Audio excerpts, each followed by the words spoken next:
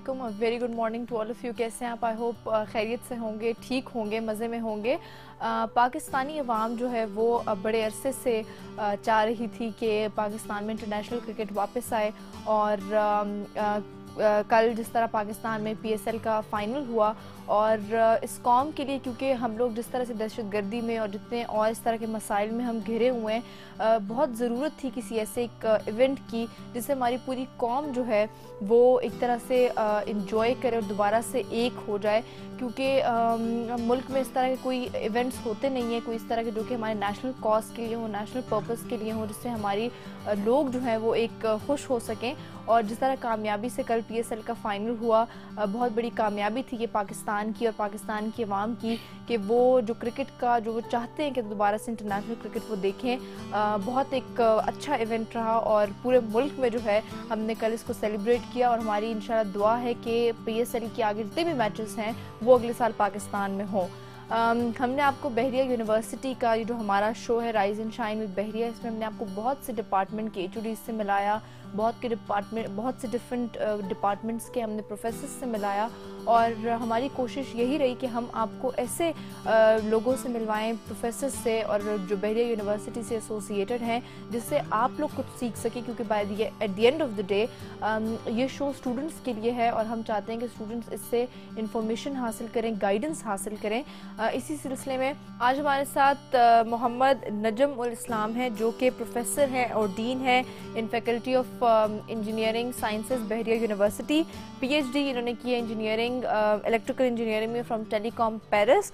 और आज हमारा जो फोकस रहेगा शो में वो कॉन्फ्रेंस जो कि बहरिया यूनिवर्सिटी में होने जा रही है, जो कि इंजीनियरिंग साइंसेस का जो फैकल्टी ऑफ इंजीनियरिंग साइंसेज है वो कॉन्फ्रेंस करा रही है। International conference on communication, computing and digital system, इसके बारे में हम बात करेंगे।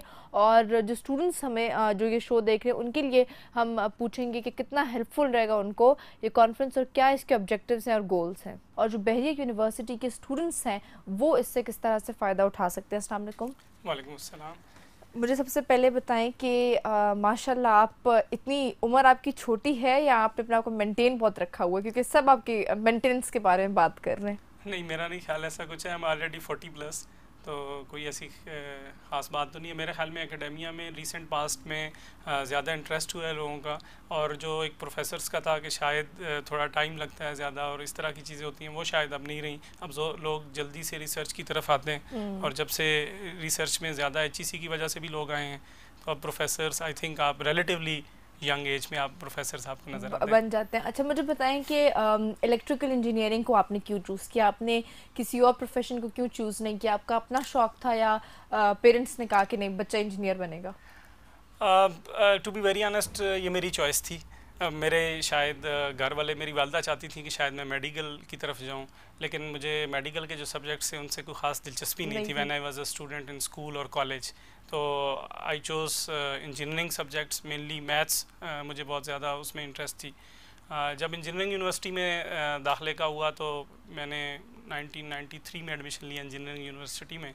तो जो डोमेन्स थे उसमें ज़्यादा मुझे इलेक्ट्रिकल इंजीनियरिंग में ही ज़्यादा दिलचस्पी थी, और उसकी वजह थी कि फ़िज़िक्स में जो हम इलेक्ट्रॉनिक्स और सर्किट्स की चीज़ें पढ़ते थे वो मुझे थोड़ा फैसिनेट करती थी, और इस वजह से फिर मैंने इलेक्ट्रिकल इंजीनियरिंग। अच्छी खासी मुश्किल भी है इलेक्ट्रिकल इंजीनियरिंग, कोई आसान नहीं है। फिजिक्स, केमिस्ट्री वो आप 9, 10 फर्स्ट ईयर वगैरह पढ़ के FSC पढ़ के इतना तंग आ जाते हैं, तो एक प्रोफेशन को चूज़ करना अच्छा खासा मुश्किल काम है। शायद मुझे वैसे कभी इस चीज़ का अंदाज़ा नहीं हुआ। मेरे ख्याल में सब्जेक्ट्स कोई भी मुश्किल नहीं होते। ये इंटरेस्ट की बात होती है। अगर आपको चीज़ अच्छी लग रही है तो आप उसको सीख लेते हो। सब्जेक्ट कोई भी मुश्किल नहीं होता, और सारे मेरे ख्याल में बच्चे जो होते हैं उनकी सलाहियतों में 19-20 का ही फ़र्क होता है, इससे ज़्यादा नहीं होता। इट्स द राइट प्रोफेशन अगर हम अपने बच्चों को वो चूज़ करवा सकें। अच्छा, मुझे बताएं कि जो बच्चे भी आने वाले इस प्रोफेशन को चूज़ करना चाहते हैं, इलेक्ट्रिकल इंजीनियरिंग को या पढ़ते हैं या उसको एज अ करियर परसू करना चाहते हैं, आप क्या समझते हैं कि क्या अपॉर्चुनिटीज़ उनको प्रोवाइड कर सकती है ये प्रोफेशन जो है इलेक्ट्रिकल इंजीनियरिंग का? अच्छा, एक तो इंजीनियरिंग डिसिप्लिन्स जो हैं वो इटसेल्फ काफ़ी चेंज हुए हैं पिछली 2-3 डिकेड्स के अंदर, लेकिन सबसे ज़्यादा जो चेंजेस आई हैं वो इलेक्ट्रिकल इंजीनियरिंग और कंप्यूटर साइंस फील्ड के अंदर आई हैं। कंप्यूटिंग ने हमारी सारी जो हमारी सोशल लाइफ है और जो इकोनॉमिक इसके इम्पैक्ट्स हैं उसको बिल्कुल चेंज करके रख दिया है। आज हम कम्युनिकेशन और नेटवर्किंग की हर वक्त बात करते हैं। आप सिर्फ 15 साल पहले जो मोबाइल सेट्स यूज़ होते थे, आज आप उनको देखें वो ऐसे लगता है कि शायद चंद सदियों पुराना वाक़या है।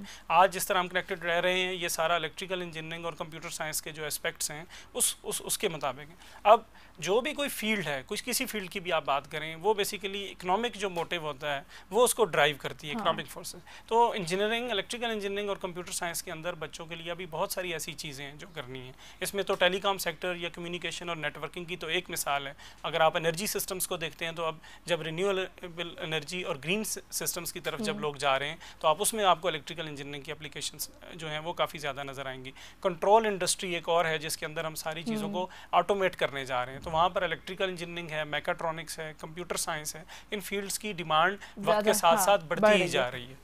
अच्छा, अब मुझे बताएं कि जो बच्चे आप समझते हैं कि जब वो 4 साल का बैचलर्स करके यूनिवर्सिटी से जाते हैं, आप समझते हैं उनको इतनी अपॉर्चुनिटीज़ मिलती हैं इस बेसिस पे, या उनको फिर एमफिल भी करना पड़ता है, पीएचडी भी करना पड़ता है, कि नहीं वो 4 साल में भी वो उनको अपॉर्चुनिटीज़ मिलेंगी? अब अगर हम आ जाएं कि मार्केट की तरफ के नेशनल एरेना की हम चूँकि बात कर रहे हैं, तो नेशनल एरेना के अंदर शायद जो एक मुश्किल है हमारे इंजीनियरिंग और साइंसेस के फील्ड्स के अंदर से कि हम एंड यूज़र इकोनॉमी बनते जा रहे हैं, जहाँ पे हम सर्विसेज शायद तो प्रोवाइड कर रहे हैं लेकिन मैन्युफैक्चरिंग हमारे पास नहीं है, या मेनली यहाँ पर जो हमारे मैन्युफैक्चरिंग प्लांट्स नहीं हैं, चाहे वो इंजीनियरिंग के हों या कंप्यूटिंग से रिलेटेड हों।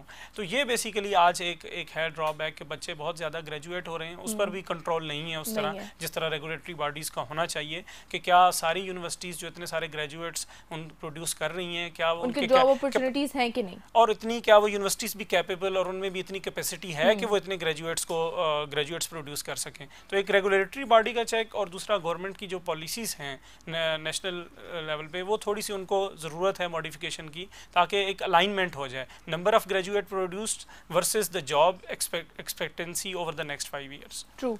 अच्छा, मुझे बताएं कि मैंने देखा है बहुत से लोग जब पीएचडी एमफिल कर लेते हैं या जब वो कोई भी प्रोफेशन से रिलेटेड होते हैं, जिस तरह हम इंटरव्यू करते हैं, मैंने देखा भी और सुना भी बहुत है कि जो लोग पढ़ते हैं फिर वो बहुत इस फील्ड में जाते हैं, टीचिंग की फील्ड में जाते हैं, प्रोफेसर्स बन जाते हैं या यूनिवर्सिटी से वाबस्ता हो जाते हैं। ये क्यों आप समझते हैं कि एक आप क्योंकि इस फील्ड से हैं, आपने किसी और गवर्नमेंट की जॉब या उसमें क्यों नहीं गए? बीइंग अ प्रोफेसर आपने क्यों चूज़ किया कि आप प्रोफेसर बने या स्टूडेंट्स को वो चीज़ फिर इंफॉर्मेशन अपनी प्रोवाइड करें, नॉलेज दें? जो हम पहली डिस्कशन कर रहे थे उसके अंदर तो हमारा ज़्यादा फोकस बैचलर्स ऑफ इंजीनियरिंग या bachelors in computer science, software engineering या रिलेटेड फील्ड्स की बात कर रहे हैं। बैचलर्स डिग्री जो है वो तो आपका प्रोफेशन एक डिसाइड करती है कि आप किस डिसिप्लिन या किस डोमेन में जा रहे हैं। बेसिकली जब आप एमएस या पीएचडी की तरफ आते हैं तो इससे ये मुराद ली जाती है, जो मास्टर स्टडीज़ हैं, पोस्ट ग्रेजुएट स्टडीज़ हैं, कि इस स्टूडेंट के अंदर या इस शख्स के अंदर एक रिसर्च का रुझान है, इंटरेस्ट है उसके अंदर चीज़ों को एक्सप्लोर करने का और डिस्कवर न्यू नॉलेज को करने का। जब ये दो चीज़ें होती हैं तो फिर आप एमएस और पीएचडी की तरफ जाते हैं। और मैं तो इसको इधर भी ऐसे ही इधर बैरिया यूनिवर्सिटी के अंदर भी जब स्टूडेंट से या फैकल्टी से बात होती है तो मेरा ये ख्याल होता है कि हमें एमएस और पीएचडी बाय चॉइस ही करना चाहिए। अगर इंटरेस्ट है तो फिर इस डोमेन में जाना चाहिए, अगर इंटरेस्ट नहीं है तो नहीं जाना चाहिए। जहाँ तक आपके इस सवाल का है कि how did I and up doing this, तो मैंने आफ्टर माई इंजीनियरिंग जब मैंने bachelors in electrical engineering complete कर ली थी तो उसके बाद जो मैंने 1-2 ऑर्गेनाइजेशन में काम किया तो मुझे ऐसा लगा कि मुझे कंप्यूटिंग और एम्बेडेड सिस्टम्स जो हैं, electrical engineering and computer science, तो इसके अंदर ज़्यादा दिलचस्पी थी। तो उस वक्त जो सबसे अच्छा मास्टर्स प्रोग्राम मुझे लगा जो ऑफ़र हो रहा था वो लम्स में था। So then I joined LUMS, तो अच्छा एक मुझे वहाँ पे अपॉर्चुनिटी भी मिल गई, तो I work there as well, I taught a course there as well.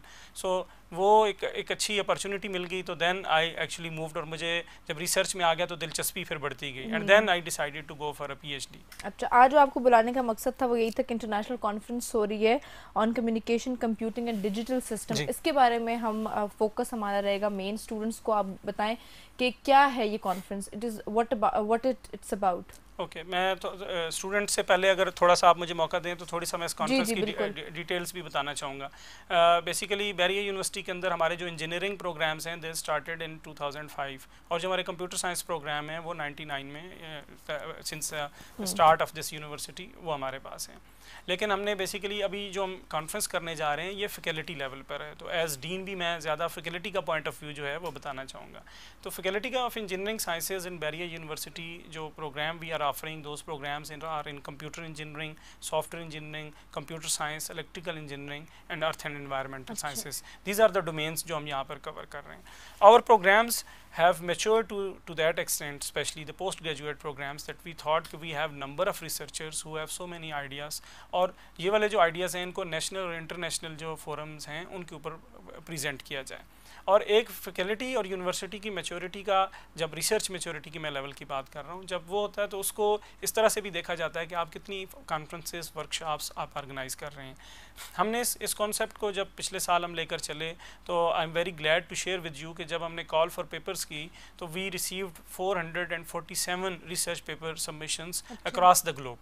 तो और हमारी जो कॉन्फ्रेंस की एक्सेप्टेंस रेट है paper, only 76 papers have been accepted, जो कि 18-19% का एक्सेप्टेंस रेट है आउट ऑफ दोज 447 सबमिशंस, और 18% acceptance rate for research papers is considered really good at international levels. Barrier university की जो इंटरनेशनल कोलैबोरेशंस हैं उसकी वजह से, और जो हमारी फैकल्टी के अंदर we have 30+ PhDs in faculty of engineering sciences, इनके कनेक्शंस और रिसर्च की वजह से there are 9 international speakers who are joining us at this conference, and these international speakers और the prominent scholars are from US, England, Netherlands, Portugal, Scotland, Malaysia and Turkey. तो ये लोग आकर अपने की नोट एड्रेसेस या invited talks हैं इनकी इस कॉन्फ्रेंस के अंदर, और ये जो हमारी कॉन्फ्रेंस है इसका टाइटल है international conference on communication, computing and digital systems. तो इसके 3 ट्रैक्स हैं। तो ये लोग जो आ रहे हैं ये कम्युनिकेशन सिस्टम्स के बारे में भी बात करेंगे, कंप्यूटिंग के बारे में भी बात करेंगे, और डिजिटल सिस्टम्स जो हैं उनके बारे में भी बात करेंगे। इसके बारे में हम वापस आएंगे ब्रेक के बाद। यहाँ वक्त तो एक छोटी सी ब्रेक का, ब्रेक के बाद जब हम वापस आएंगे तो इस कॉन्फ्रेंस के ऊपर मजीद बात करेंगे। Keep watching rise and shine with बहरिया।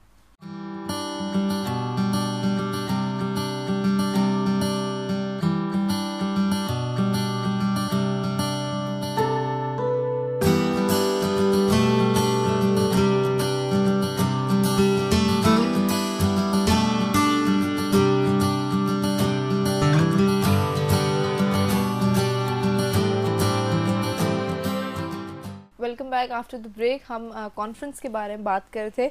मुझे बताएं कि आपने एक ओवरव्यू तो हमें दिया, मुझे बताएं कि ये जो स्टूडेंट्स सिर्फ इलेक्ट्रिकल इंजीनियरिंग के हैं उनके लिए है या नहीं, डिफरेंट डिपार्टमेंट से जो है उनके लिए भी है? कॉन्फ्रेंस जो है वो basically faculty of engineering sciences जो है वो ऑर्गेनाइज कर रही है। तो फैकल्टी ऑफ इंजीनियरिंग साइंसेज में इलेक्ट्रिकल इंजीनियरिंग के अलावा computer science, computer engineering, software engineering के न सिर्फ स्टूडेंट्स बल्कि बाकी मुख्तलिफ यूनिवर्सिटीज़ से भी लोग जो हैं वो इसमें पार्टिसिपेट कर रहे हैं। बल्कि जैसे मैंने आपको कहा कि जो 76 रिसर्च पेपर्स जो हैं जो इस कॉन्फ्रेंस में प्रेजेंट किए जाएंगे, उनमें से शायद बहरिया के, if I am not wrong, सिर्फ 10 पेपर्स हैं जो बहरिया यूनिवर्सिटी के मुख्तलिफ कैंपसेस से हैं, इंक्लूडिंग इस्लामाबाद, कराची एंड लाहौर। तो बाकी जो पेपर्स हैं वो पाकिस्तान की भी मुख्तलिफ यूनिवर्सिटी से हैं, और मेरा ख्याल है कि 11 या 12 ममालिक हैं जिनके रिसर्चर्स ने अपने रिसर्च पेपर्स जो हैं, अपने जो उनके इनोवेटिव आइडियाज़ हैं, वो उन्होंने इस कॉन्फ्रेंस के अंदर अपने पेपर सबमिशन की थी। तो वो लोग भी इसमें आकर पार्टिसिपेट। मुझे बताएं कि ऑब्जेक्टिव क्या है, गोल क्या है, कि at the end of the conference आपको ये आपका गोल है कि आपने अचीव करना है? कॉन्फ्रेंस में जैसे हमने बात किया कि इंजीनियरिंग साइंसेस के अंदर हम ये चाह रहे हैं कि हमारी अच्छी एक टीम बन चुकी हुई है। हमारी अच्छी टीम का मतलब ये है कि हमारे पास अच्छे MS और PhD प्रोग्राम्स हैं, हमारे पास 30+ PhD फैकल्टी मेंबर्स हैं।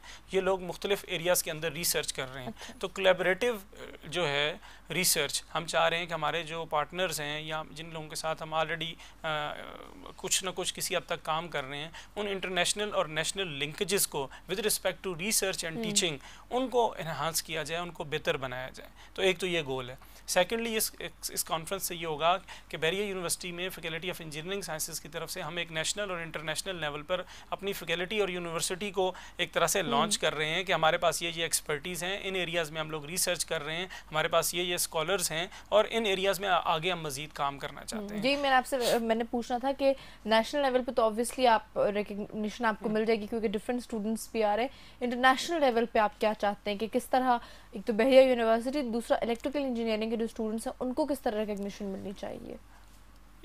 अगेन एक तो ये है कि जब स्टूडेंट्स इसमें अपने लोकल स्टूडेंट्स तो एक तो पार्टिसिपेट कर रहे हैं, दूसरा ये है कि जब आप ऐसी कॉन्फ्रेंसेस में जाते हैं तो बेसिकली जो एक क्लासरूम एनवायरनमेंट है वहाँ पर तो एक सब्जेक्ट के बारे में बात की जाती है और उस सब्जेक्ट की कुछ डिटेल्स बताई जाती हैं, लेकिन बाकी दुनिया इस बारे में क्या सोच रही है, वहाँ पर कौन से रिसर्च आइडियाज़ हैं जिन पर काम हो रहा है, टेक्नोलॉजी के अंदर कौन सी इनोवेशन आ रही है, वो स्टूडेंट्स को फर्स्ट हैंड एक नॉलेज मिलता है जब इंटरनेशनल स्पीकर्स यहाँ पर आ रहे हैं और अपने फील्ड के रिनोन्ड आदमी वो यहाँ पर जब आकर बातचीत करेंगे तो हमारे स्टूडेंट्स को उनके साथ इंटरेक्ट करने का मौका मिलेगा, उनसे सीखने को मिलेगा। और न सिर्फ हमारे स्टूडेंट्स को बल्कि मेरे ख्याल में हमारे जो यंग फैकल्टी मेंबर्स हैं, रिसर्चर्स हैं, उनके लिए एक बहुत अच्छी अपॉर्चुनिटी है कि वो इंटरेक्ट करें और कोलैबोरेटिव रिसर्च के बारे में हम कर सकें। इंटरनेशनली भी और नेशनल लेवल पर भी इस वक्त जो कोलैबोरेटिव रिसर्च है जहाँ पर लोग डिफरेंट न सिर्फ डोमेन्स के हों बल्कि डिफरेंट रीजन्स के हों, उस रिसर्च को बहुत ज़्यादा पसंद भी किया जाता है और उसको अच्छी स्पॉन्सरशिप मिलने के, अच्छे प्रोजेक्ट्स की जो स्पॉन्सर एजेंसीज़ हैं लाइक ICT हो जाए या जैसे फ्रेंच एजेंसी है पेरीडॉट हो जाए या ब्रिटिश काउंसिल हो जाए, तो इस तरह ये वाली जो एजेंसीज़ हैं ये इस तरह के कोलैबोरेटिव प्रोजेक्ट्स के बारे में भी बहुत उनको हाई रेट करती हैं। तो this is an opportunity not only for the faculty members and students of Beria University, but I would say that the students and the faculty in the north region of Pakistan who are attending in numbers, I think 100 plus people from academia have already registered for the conference. अच्छा, मुझे बताइए कि आप क्या important समझते हैं जब ठीक है हम क्योंकि हमारा तो अपना मुल्क है, हम लोग ऑब्वियसली जब बच्चों को पढ़ाते हैं प्रोफेसर्स बीइंग ए प्रोफेसर या टीचर्स के तौर पे, आप क्या समझते हैं कितनी इम्पोर्टेंस है इसकी कि जब इंटरनेशनल किसी भी बाहर मुल्क से लोग आते हैं और वो अपनी नॉलेज स्टूडेंट्स को देते हैं, वो आप समझते हैं कितना हेल्पफुल और डिफरेंट होता है? एक तो होता है कि आउट ऑफ बॉक्स सोल्यूशंस हमेशा तभी आते हैं कि जब लोग एक जहाँ पर काम कर रहे हैं उसके बजाय बाकी लोगों की भी बात सुने और उन्हें एक डिफरेंट पर्सपेक्टिव पता चलता है। एक तो ये बहुत ज़रूरी है। इंजीनियरिंग साइंसेस की अगर हम पर्टिकुलरली बात करें तो there are certain areas of research जहाँ पे हमारे पास अभी नेशनल लेवल पर भी उतनी अच्छी लेबॉरेटरीज़ और उतनी अच्छी फैसिलिटीज़ नहीं हैं, लेकिन ऑन दी अदर एंड ये एक प्रूवन बात है और इस पर बहुत दफ़ा बात पहले भी हो चुकी है कि हमारा जो लोगों का टैलेंट है हमारे स्टूडेंट्स का, उसको तो वर्ल्ड वाइड उसकी एक्सेप्टेंस है। तो न सिर्फ हमारे स्टूडेंट्स को एक मौका मिलता है इंटरेक्ट करके वहाँ पे जांचने का कि उधर लैब्स में क्या काम हो रहा है और क्या चीज़ें फ्यूचर टेक्नोलॉजीज़ क्या हैं, बल्कि ऑन दी अदर हैंड उन प्रोफेसर्स को भी मौका मिलता है कि वो यहाँ से अच्छे और ब्राइट स्टूडेंट्स को उनकी लैब्स में जो अच्छे प्रोग्राम्स चल रहे हैं उनके लिए सिलेक्ट कर सकें। अच्छा, मुझे बताएं कि 2 दिन की ये कॉन्फ्रेंस रहेगी, क्या शेड्यूल आपका होगा, गेस्ट लेक्चर्स होंगे बीच में, और इसके बारे में स्टूडेंट्स को बताएं कि कितना हेल्पफुल उनको रहेगा कि अगर वो आएँ और सिर्फ गेस्ट लेक्चर ही को अटेंड करें, तो कितना हेल्पफुल आप समझते हैं उनके लिए होगा कि उनको हेल्प करेगा उनके प्रोफेशन में जाके ये बाद में? हमारा जो कॉन्फ्रेंस का प्रोग्राम है ये एक बेसिकली तो हम वही टेक्निकल इंटरनेशनल कॉन्फ्रेंसेस के पैटर्न को फॉलो कर रहे हैं, लेकिन हमने ख़ास इसके अंदर कोशिश ये की है कि जिस तरह मैंने 9 इंटरनेशनल स्पीकर्स का जिक्र किया, इसी तरह से 11 नेशनल एमिनेंट स्कॉलर्स जो हैं they are also joining us. तो हमने उनके जो सेशंस हैं वो पैरेलल में नहीं रखे, बल्कि इस तरह कोशिश की है ताकि स्टूडेंट्स अगर किसी को भी उनमें से सुनना चाहें, भले वो उनके डोमेन का हो या नहीं हो। जैसे इंजीनियरिंग साइंसेस के अंदर सारे डोमेन्स ओवरलैपिंग हैं, इलेक्ट्रिकल इंजीनियर को भी कंप्यूटर साइंस की चीज़ों के अंदर काफ़ी दिलचस्पी भी हो सकती है और बहुत सारी ऐसी चीज़ें जिसकी उसे अपने प्रोफेशन के अंदर ज़रूरत है। सिमिलरली कंप्यूटर इंजीनियरिंग और सॉफ्टवेयर इंजीनियरिंग ये चारों डिसिप्लिन्स ओवरलैपिंग हैं, तो ताकि स्टूडेंट्स अगर अपने डोमेन से कभी सुनना चाहें और किसी और को भी सुनना चाहें तो उनको इसमें फ़र्क क्या है? सॉफ्टवेयर, इलेक्ट्रिकल या डिजिटल की जब हम बात करते हैं, इन तीनों में फ़र्क क्या है? कंप्यूटर इंजीनियरिंग बेसिकली ज़्यादा उन कंप्यूटर की उन चीज़ों के हवाले से देख रही है जिसमें कंप्यूटिंग भी इन्वॉल्व है और कंप्यूटर हार्डवेयर भी इन्वॉल्व है। सॉफ्टवेयर के बारे में जब हम जनरली बात करते हैं तो ज़्यादा एप्लीकेशंस की बात होती है, IT की बात होती है और कंप्यूटिंग जो एल्गोरिदम्स हैं उनकी बात हो रही होती है। जब आप इलेक्ट्रिकल इंजीनियरिंग की बात करते हैं तो ये सिर्फ टेलीकॉम, इलेक्ट्रॉनिक्स इनमें ही नहीं रहती, बल्कि इसमें बाकी जैसे ऑयल एंड गैस हैं, मैकाट्रॉनिक्स हैं, दूसरी फील्ड्स की भी इसके अंदर बात आ जाती है। तो इलेक्ट्रिकल इंजीनियरिंग रिलेटिवली आप कह सकते हैं कि थोड़ा सा एरिया जिसकी एप्लीकेशंस और भी डिफरेंट डोमेन्स के अंदर और ज़्यादा डिफरेंट इससे हो जाता है। जी, लेकिन इसी तरह सिमिलरली कंप्यूटिंग का भी इसी तरह है कि आप आज देखें कि हर चीज़ की जब हम ऑटोमेशन करना चाहते हैं तो चाहे कोई कंप्यूटर का इस्तेमाल करेंगे, तो डोमेन्स के अंदर ओवरलैपिंग या इनके आपस में एप्लीकेशंस जो हैं वो बहुत करीब हैं। तो स्टूडेंट्स को एक तो मौका मिलेगा कि ये जो 20 स्कॉलर्स हैं इनके लेक्चर्स को तो मेरे ख्याल में एक उनके लिए इंस्पायरेशन होंगे, उनको मोटिवेशन मिलेगी इनसे, चाहे वो उनके डोमेन की बात कर रहे हैं या नहीं, लेकिन उन्हें समझ ज़रूर आ रही होगी कि क्या बात हो रही है और फ्यूचर ट्रेंड्स क्या हैं टेक्नोलॉजी के भी और रिसर्च के भी। बाकी जो प्रोग्राम है, जो हमने बात की कि जो रिसर्च पेपर 76 प्रेजेंट होंगे वो डिफरेंट टेक्निकल सेशंस के अंदर हैं। वहाँ पर 4 सेशंस इन पैरेलल चल रहे होंगे और उन 4 सेशंस के अंदर हर सेशन अपने थीम और या ट्रैक के मुताबिक होगा। इस कॉन्फ्रेंस के एट ए टाइम 4 सेशंस और चूंकि हमारे जो ट्रैक्स हैं, जैसे हमने बात की, तो जहाँ पे कम्युनिकेशन का एक ट्रैक चल रहा है तो उसमें सारे रिसर्च पेपर्स और आइडियाज वही डिस्कस किए जा रहे हैं जो कम्युनिकेशन से रेलेवेंट हैं। सिमिलरली कंप्यूटिंग, डिजिटल सिस्टम्स और नेटवर्किंग के भी सेशंस पैरेलल में चल रहे होंगे। अच्छा, इंटरनेट ऑफ थिंग्स IoT के बारे में इस कॉन्फ्रेंस में, उसके बारे में बताएं कि वो क्या चीज़ है। जब भी कोई इंटरनेशनल कॉन्फ्रेंस ऑर्गेनाइज आप करते हैं तो आपकी कोशिश होती है कि किसी एक थीम को भी लेकर चला जाए। और थीम बेसिकली कॉन्फ्रेंस का ये होता है कि वो one of the latest research trends जो हैं उनको उन पे किया जाए। IoT, इंटरनेट ऑफ थिंग्स जो है, it has been a disruptive technology, I would say, of this decade, जहाँ पर हम ये कोशिश कर रहे हैं, सारी दुनिया के रिसर्चर्स और साइंटिस्ट, इंजीनियर्स ये कोशिश कर रहे हैं कि जितने न सिर्फ इंसान बल्कि तमाम डिवाइसेस जो हमारे इर्द गिर्द हैं ये हमसे कनेक्टेड हो जाएं। और इनको कनेक्ट करने के लिए ऑब्वियसली हमें कंप्यूटिंग, इंजीनियरिंग, इन फील्ड्स को लेकर साथ चलना होगा। तो इस कॉन्फ्रेंस के जो तीनों ट्रैक्स हैं, कम्युनिकेशन एंड नेटवर्किंग, कंप्यूटिंग और डिजिटल सिस्टम्स, वो डिस्कशन तो होगी उनके रिसर्च एरियाज़ की, लेकिन उनकी एप्लीकेशन IoT को एक ख़ास अहमियत या उसको मरकज़ियत आप कह लें, वो एक आइडिया जो है कंटिन्यूसली जिसके साथ कनेक्टिविटी करनी होगी सब स्कॉलर्स ने, वो IoT है। क्यों उनके यहाँ इसको IoT को किस तरह से डेवलप किया जा रहा है उनके अपने डोमेन के अंदर। और चूँकि ये इवॉल्विंग टेक्नोलॉजी है, इसलिए हम चाहते हैं कि रिसर्चर्स और स्टूडेंट्स को वी होप के इसके अंदर काफ़ी अच्छी डिस्कशंस करने का मौका मिलेगा। अच्छा, मुझे बताएं कि इलेक्ट्रिकल इंजीनियरिंग डिपार्टमेंट जो ऑब्वियसली उसके लिए तो बहुत बड़ा एक कॉन्फ्रेंस होगी और उसके लिए बहुत बड़ी अचीवमेंट होगी, बहरिया यूनिवर्सिटी से आप इसको किस तरह से लिंक करेंगे कि अगर आप इंटरनेशनल या नेशनल लेवल पे तो ऑब्वियसली रिकग्निशन है, इंटरनेशनल लेवल पे आप मुझे बताएं कि बहरिया यूनिवर्सिटी को कितना हेल्पफुल साबित होगी ये कॉन्फ्रेंस। अगेन एक तो conference faculty of engineering sciences की, so it's like 4 departments who are participating in this conference. तो एक तो उन सब की तरफ से, और न सिर्फ ये कि ये चारों डिपार्टमेंट्स जो इस्लामाबाद में हैं, सिमिलरली ये सारे डिसिप्लिन्स हमारे कराची कैंपस में भी हैं और वहाँ की फैकल्टी और स्टूडेंट्स भी इक्वली इन्वॉल्व हैं। एंड सिमिलरली लाहौर कैंपस से हमारे कंप्यूटर साइंस की फैकल्टी और स्टूडेंट्स भी इस कॉन्फ्रेंस के अंदर इन्वॉल्व हैं। जब बहरिया यूनिवर्सिटी की बात आती है तो बेसिकली बहरिया यूनिवर्सिटी का एक नेशनल लेवल पर हम ये चाह रहे हैं कि जितनी यहाँ पर इनोवेटिव आइडियाज़ हैं या लेटेस्ट रिसर्च यहाँ पर डिस्कस हो रही है, वो Bahria university is one of the place. On the other hand as you know कि हमारे इंटरनेशनल कोलैबोरेशन यूनिवर्सिटी के भी अच्छे हैं। तो इस कॉन्फ्रेंस से आई एम वेरी मच होपफुल कि ये जो हमारे कोलैबोरेटिव रिसर्च है वो अच्छी स्ट्रेंथन होगी, हमारे जो इंटरनेशनल रिलेशंस हैं डिफरेंट यूनिवर्सिटीज़ के साथ वो स्ट्रेंथन होंगे और हमारे रिसर्चर्स को नया अच्छा मौका मिलेगा। और ऑब्वियसली जब वो काम करेंगे तो बहरिया यूनिवर्सिटी के प्लेटफॉर्म से काम करेंगे। बिल्कुल सही बात, बहुत बड़ा इनिशिएटिव आप लोगों ने लिया है। ब्रेक का टाइम हुआ, will take a short break के बाद हम वापस आएंगे तो मज़ीद बात करेंगे। आई होप आपको काफ़ी कुछ पता चल गया होगा कॉन्फ्रेंस के बाद। Keep watching rise and shine with बहरिया।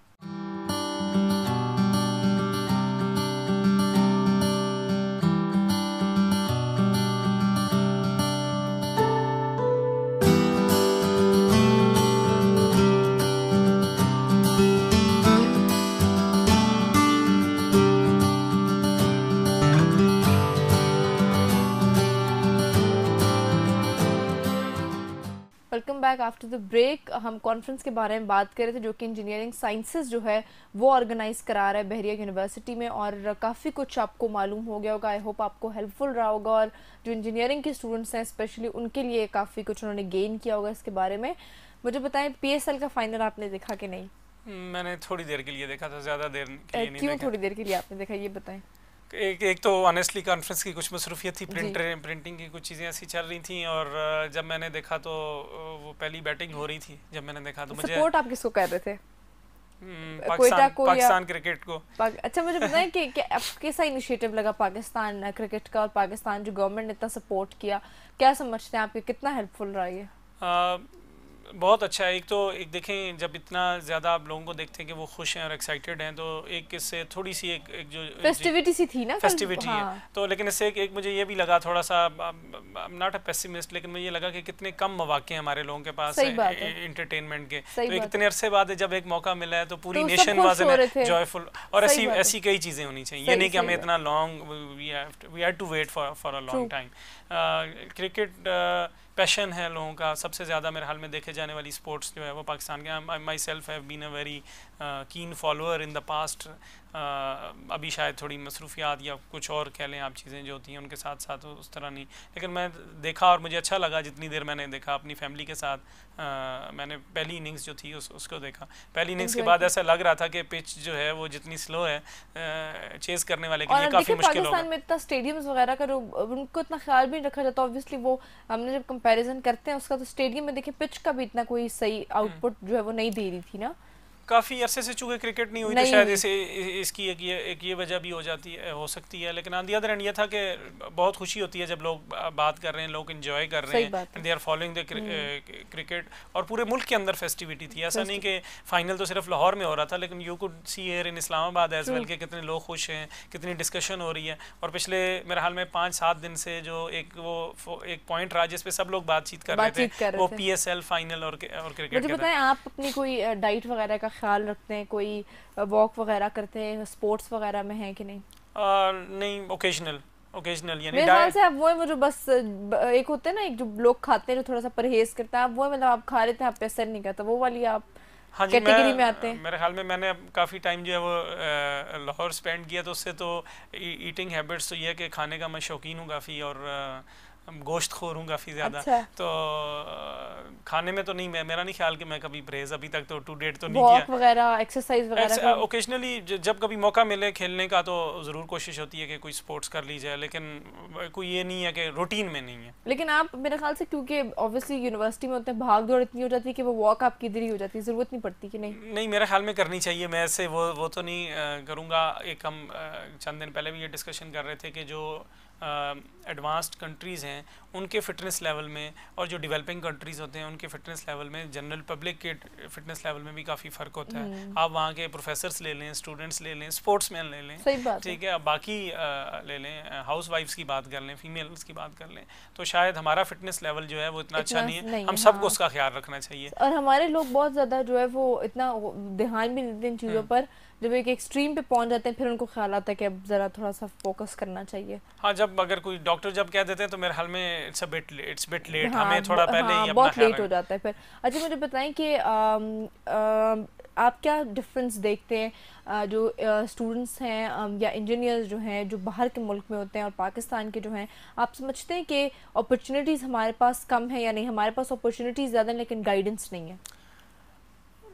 जो इंजीनियर्स हैं, अगर सिर्फ इंजीनियरिंग साइंसेज या इंजीनियर्स और कंप्यूटर साइंटिस्ट की हम बात करें तो मेरे हाल में जो अपॉर्चुनिटीज़ हैं वो relatively compare to the population वो इस वक्त कम है, इसमें तो कोई दो राय नहीं है। जहाँ तक ये बात की जाए कि मौके कैसे मिलते हैं, इनको कैसे बेहतर किया जा सकता है, तो मेरे ख्याल में एक अभी पाकिस्तान इंजीनियरिंग काउंसिल जैसे इंटर्नशिप का एक करना चाह रही है, which will be something similar to house job जैसे होता है मेडिकल प्रोफेशन के अंदर, ताकि लोगों को एक मौका मिले कुछ अर्सा काम करने का। चूँकि हमारे यहाँ लेबॉरेटरीज़ या उतनी फैसिलिटीज़ उतनी अच्छी नहीं है जितनी होनी चाहिए, और शायद बच्चों को उतना मौका नहीं मिलता, हैंड्स ऑन एक्सपीरियंस नहीं मिलता। सिमिलरली हम कंप्यूटिंग में भी कोशिश कर रहे हैं कि हम अपने बच्चों को इंटर्नशिप्स के लिए जो है वो भेजें, और अब करिकुलम के अंदर भी ऐसे है कि 3rd ईयर के बाद वो कुछ ना कुछ इंटर्नशिप ज़रूर करके आएँ, ताकि बच्चों का, मेरे ख्याल में हम इंजीनियरिंग या कंप्यूटिंग की जो एजुकेशन है और जो अपॉर्चुनिटीज़ हैं उसके अंदर बेहतरी इस तरह ला सकते हैं जब हम बच्चों का फोकस जो है वो किताब से हटाकर हैंड्स ऑन पर लाने की कोशिश करें, प्रैक्टिकल काम की तरफ लेकर आएँ। तो उससे उनको ना सिर्फ उनके सोचने समझने की सलाहियतें जो हैं वो बेहतर होती हैं, बल्कि मेरे ख्याल में उनको जो उनकी फ्यूचर अपॉर्चुनिटीज़ हैं उसमें भी उन्हें ये चीज़ काफ़ी ज़्यादा रहता है उनको। बिल्कुल। और आप समझते हैं कि पाकिस्तान में लोग डिग्रीज वगैरह या उस लेवल पर तो ले लेते हैं, लेकिन फिर वो एक्सपीरियंस नहीं होता या वो प्रैक्टिकल काम पे इतना तवज्जो नहीं देते। ज़रूरी है, और क्योंकि इंजीनियरिंग का जब आप बात करें तो उसमें तो ऑब्वियसली सारा काम प्रैक्टिकल होता है। बिल्कुल ज़रूरी है। और डिग्रीज़ का थोड़ा सा रुझान ये हो गया कि अभी BS के बाद फ़ौरन MS कर लिया और फिर फ़ौरन ही PhD कर लिया, एक ही गोल में कर लिया। इसके बजाय मेरे ख्याल में ये ज़्यादा मुनासिब रहेगा कि दरमियान में अगर अच्छा एक्सपोजर हो, प्रैक्टिकल एक्सपोजर हो, इंडस्ट्री का, कॉर्पोरेट सेक्टर का एक्सपोजर हो, और फिर जिस फील्ड के अंदर आपका ज़्यादा दिल लगे और जो चीज़ आपको ज़्यादा दिलचस्पी जिसमें आपकी पैदा हो जाए उसमें आगे परसू करनी चाहिए एजुकेशन। बिल्कुल सही बात है। जाते जाते आप कॉन्फ्रेंस से रिलेटेड कोई बात करना चाहेंगे या स्टूडेंट्स जो हैं इंजीनियरिंग से रिलेटेड उनको कोई आप मैसेज देना चाहेंगे और इस प्रोफेशन के बारे में आप कुछ बताना चाहेंगे? कॉन्फ्रेंस के हवाले से तो मैं जो लोग भी देख रहे हैं उन्हें इनवाइट ज़रूर करूँगा कि वो ज़रूर अपना चाहे हमारे स्टूडेंट्स हों या किसी भी और फैकल्टी के स्टूडेंट्स हों या बाहर के लोगों में, उनको ज़रूर इनवाइट करूँगा कि वो कॉन्फ्रेंस को अटेंड करें। ये कॉन्फ्रेंस, जैसे आप शुरू में जब बात करनी थी क्रिकेट के हवाले से या PSL के हवाले से, तो ये एक पॉजिटिव इमेज देती है हमारी सोसाइटी का।